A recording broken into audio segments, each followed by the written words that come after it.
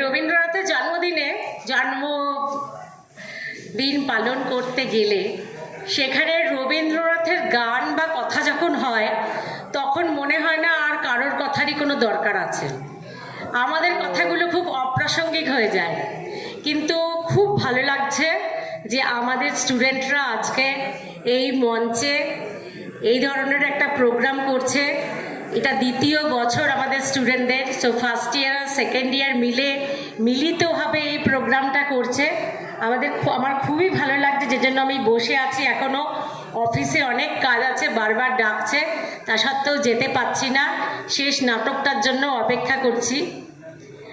Programme খুবই সুন্দর এবং সবথেকে ভালো হচ্ছে যখন আমরা এই পড়াশোনা করি, প্রত্যেক দিন পড়াশোনার চাপ, সেমিস্টারের চাপ, সামনে ইউজি ফাইনাল তার চাপ, তার মধ্যে এটা যেন একটা খোলা বাতাস বয়ে আনে, অর্থাৎ কিছুটা যেন রিলিফ। আজকের শুধু অনুষ্ঠানের জন্য নয়, এই অনুষ্ঠানের আগে তার রিহার্সাল দিতে হয়, রেডি করতে হয়, প্রোগ্রামটা নিয়ে ভাবনা চিন্তা করতে হয়, সেটা যেন কিছুটা আমাদের কাছে একটা আশ্রয়ের জায়গা বা রিলিফের জায়গা। ঠিক আছে, তোমরা প্রোগ্রামটা কন্টিনিউ করো।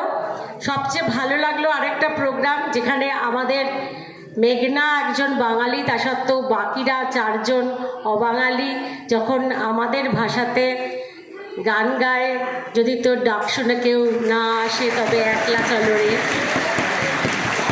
তবে একটা কথা বলবো, গানটা খুবই ভালো, সবই ঠিক আছে।